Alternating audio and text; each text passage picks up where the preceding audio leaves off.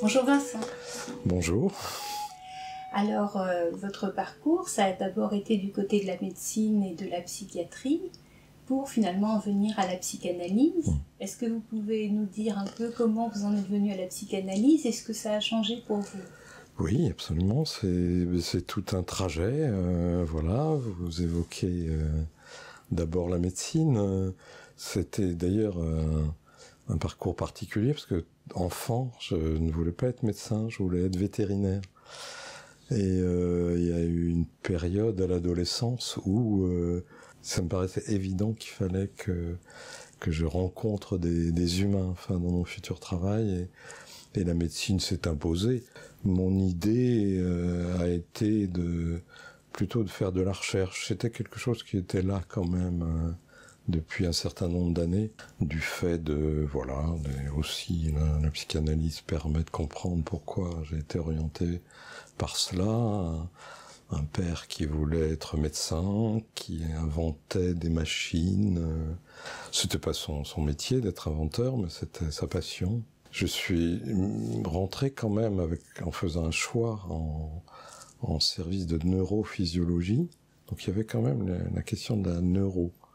Parce que la rencontre avec le patient dans les études de médecine était vraiment quelque chose pour moi d'essentiel, enfin d'écouter ce qui se disait.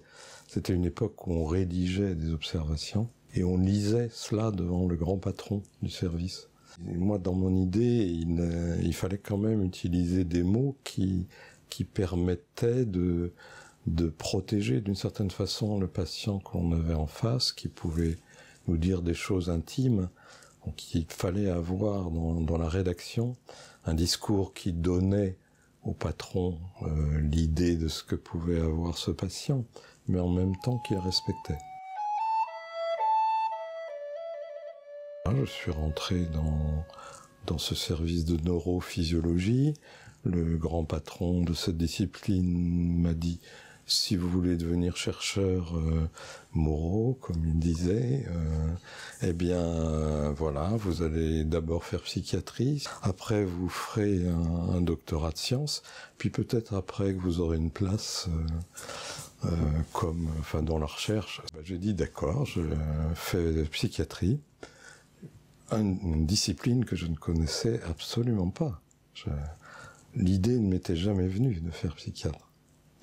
Et donc, je vais comme interne dans les services de psychiatrie d'Angers, qui était à Saint-James-sur-Loire, rencontrant un professeur très connu des Angevins, qui est le professeur Vartel, qui est un psychanalyste de l'école de la cause freudienne, et qui, en entrant dans son service, oriente déjà du côté de la psychanalyse.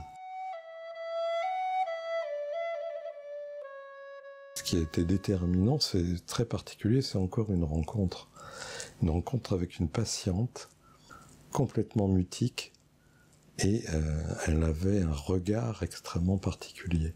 Une rencontre avec un réel, au-delà de tout ce que j'avais appris du côté scientifique. Il y avait autre chose que ne maîtrisait absolument pas ce versant scientifique, et qui me paraissait essentiel. Donc la psychiatrie, est venue me chercher. J'ai laissé tomber la recherche. Ce premier regard de cette jeune schizophrène, parce que je pense que c'était vraiment cela. Elle exprimait une douleur indicible, mais comme si elle était sur une autre planète. Être face sans aucun secours, sans le secours de la parole, sans le secours de la plainte, sans pouvoir s'échapper, sans pouvoir se boucher les oreilles, sans pouvoir fermer les yeux. On peut imaginer cette douleur incroyable. Cette première jeune fille, je n'étais pas du tout encore dans la psychanalyse. Donc l'idée de qu'est-ce que j'avais à lui dire, du côté de attention, ce que l'on va dire, ce que l'on va prononcer, si on veut que quelque chose se passe. Cette question de la rencontre du réel, évidemment, elle est dans toute la psychanalyse lacanienne.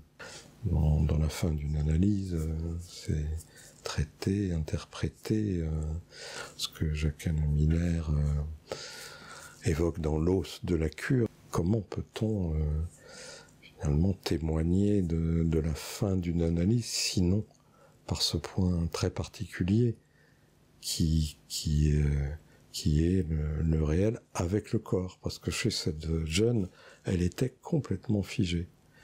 Les yeux étaient dilatés, un regard absolument intense. Cet objet regard ne pouvait, en tout cas, moi, on m'a touché d'une façon extrêmement forte. Et que cette question, elle oriente toute la pratique psychanalytique. Quand on échange avec des sujets en souffrance sur le plan psychique, eh bien le transfert se met en place. Et manier le transfert, quand on n'est pas passé dans la psychanalyse, c'est compliqué. Et donc la psychanalyse lacanienne répondait à cela. Et ça me paraissait essentiel. Et donc, le symptôme est venu aussi au bon moment, si je puis dire, et m'a fait rentrer en analyse, oui. Au bon moment. Au bon moment, oui, puisque on voit comment finalement l'inconscient nous mène. Et du côté de ce qui est inscrit, avec le secours de la psychanalyse, il y a toujours quelque chose qui répond dans des événements traumatiques qui se présentent au cours d'une vie. Et ça, c'est le secours de la psychanalyse. Sinon, le symptôme va revenir, va se répéter et va générer une anxiété, un malaise, un mal-être qui va complètement échapper au sujet. Une analyse permet d'attraper le point nodal. Et il y a un décalage qui se fait immédiatement. La psychanalyse va aller chercher ces trouvailles, ces points de défense d'un sujet par rapport à ces rencontres traumatisantes. La psychanalyse va toujours chercher ce point de vivant. Je suis resté à l'hôpital en tant qu'attaché jusqu'à tout récemment. Attaché en réanimation médicale, on recevait les suicidants, c'est-à-dire les gens qui faisaient une tentative de suicide et qui étaient d'abord réanimés, mais qui ensuite, une fois réanimés, restaient dans les chambres et nous, les psychiatres, il fallait donc écouter leur histoire, pourquoi ils avaient passé à l'acte. Mais là encore, ça permettait de nouer certains transferts tout à fait essentiels. Comme on était quasiment les premiers à les voir après leur réveil, au moment de leur réveil, c'était mais où suis-je? Qui êtes-vous? Qu'est-ce que je fais là? Qu'est-ce qui m'est arrivé? Et on avait affaire à des sujets qui pouvaient dénier. Mais non, j'ai jamais fait de tentative de suicide, alors que la tentative avait été grave, une pendaison par exemple, en dehors des problèmes cliniques dus à l'anoxie cérébrale. Ce que ça met en valeur, c'est à quel point il faut trouver le mot juste. Oui. Et puis sous-peser. Sous-peser. L'idée, je vais pas plus loin, j'écoute, je n'insiste pas, je reverrai demain.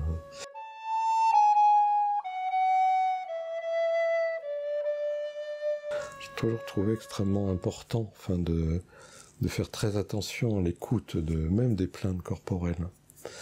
J'ai plein d'anecdotes par rapport à l'hôpital psychiatrique où la question des plaintes corporelles, surtout dans un hôpital psychiatrique, c'était pas forcément entendu.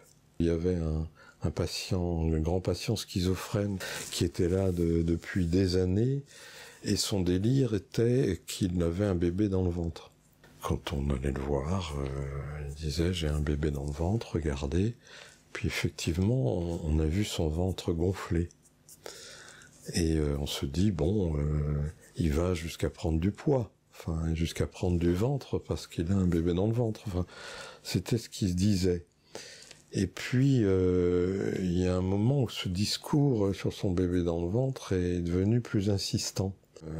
Écoutant ce changement un peu de tonalité, je fais faire des examens, ce qui ne se faisait pas. C'est-à-dire d'aller voir un peu ce qui se passait. Et en fait, ce bébé était un cancer. Comme quoi, enfin, chez un sujet, la question du corps, c'est aussi un corps parlant. Il y a quelque chose, enfin, qui est à prendre en compte du côté du corps, du côté de la plainte, du côté aussi de ce qui est la chair vivante, qui est à prendre, enfin, de ce qu'on appelle maintenant l'événement de corps. En médecine générale, c'est qu'on est en prise directe avec cette question-là. Enfin, dans le transfert, qui est ce point de rencontre très particulier. Si on ne prend pas en compte ce point-là, le corps risque de faire événement. Je dis ça pas par hasard. Je trouve que moi, dans ma propre analyse, c'est quelque chose qui a parlé comme cela.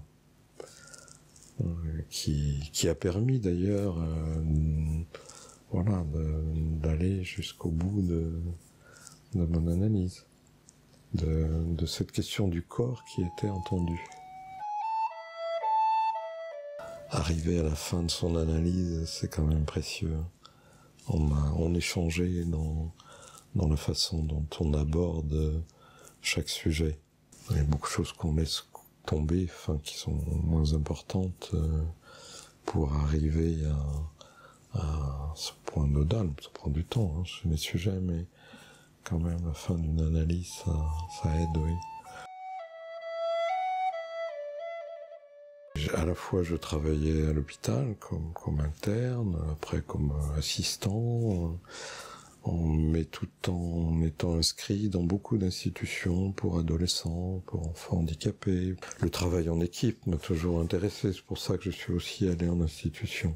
Quand on peut instaurer une dynamique de travail, une forme d'orientation, et il y avait évidemment un effet, non seulement auprès des enfants, mais un effet sur le plaisir de travailler, de pouvoir communiquer l'intérêt que moi je pouvais découvrir grâce à la psychanalyse, de pouvoir le communiquer à une équipe. Je n'ai jamais renoncé, entre guillemets, à l'écoute psychiatrique. Il y a des sujets qui n'ont pas forcément de demande du côté de la psychanalyse. Mais l'aide psychanalytique est extrêmement précieuse. J'ai rencontré, en étant interne de garde, un jeune patient, il avait 18 ans à l'époque, il faisait une bouffée délirante aiguë. Ce patient-là, je l'ai revu après dans le service où je travaillais. Et il n'y a que de cette année que je ne le vois plus. Ça fait plus de 50 ans. Justement, Roger Vartel disait cela, c'est qu'un sujet psychotique, quand on commence à l'aider, c'est un engagement, on accepte dès le départ, voilà, d'aller jusqu'au bout dans la mesure où on est présent, enfin jusqu'au bout. Et c'est absolument essentiel pour eux. Ce patient, quand même, qui rentrait très jeune dans la psychose, voilà, ça a permis qu'il sorte de l'hôpital, qu'il trouve un travail, qu'il fonde une famille. Il a été en retraite avant moi. Voilà, il s'est inscrit dans la vie sociale et la vie des autres. Voilà, en le revoyant, en ajustant à certains moments. C'est le travail de la psychiatrie avec l'orientation psychanalytique. Elle se trouve là, dans ces rencontres, enfin, dans ces points transférentiels, enfin, qui se nouent avec chaque sujet. La rencontre avec la psychose, sans le secours de la psychanalyse, ça me paraît extrêmement difficile.